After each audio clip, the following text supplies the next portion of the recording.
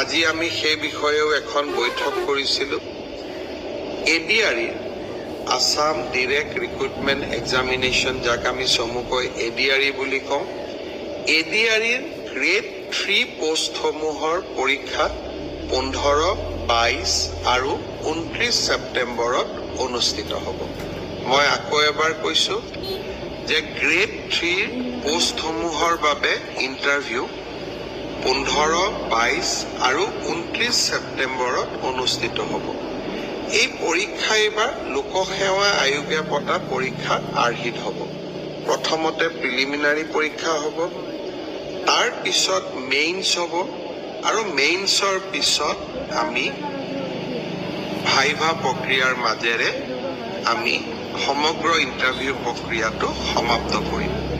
Prelims exam তৃতীয় শ্ৰেণীৰ পদসমূহৰ বাবে 15, 22 আৰু 29 ছেপ্টেম্বৰত অনুষ্ঠিত হ'ব। আজি আমি জুলাই মাহত আছো। মই আশা কৰিম যে আমাৰ শিক্ষাৰ্থীসকলে, চাকৰি প্ৰাৰ্থীসকলে যাতে পঢ়া শুনা আৰম্ভ কৰে। ঠিক সেই ধৰণে চতুৰ্থ শ্ৰেণীৰ বাবেও আমি একেটাই ব্যৱস্থা হাতত ল'ম।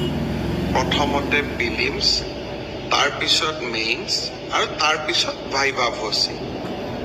গ্ৰেড 4 বা চতুৰ্থ শ্ৰেণীৰ পদৰো প্ৰিলিমছ 20 আৰু 27 অক্টোবৰত অনুষ্ঠিত হ'ব।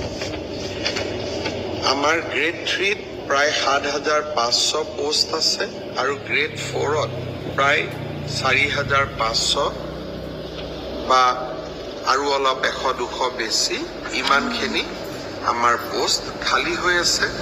এটা স্বচ্ছ নিযুক্তি প্ৰক্ৰিয়াৰ মাজেৰে আমি এই পদখিনি পূৰণ কৰিম।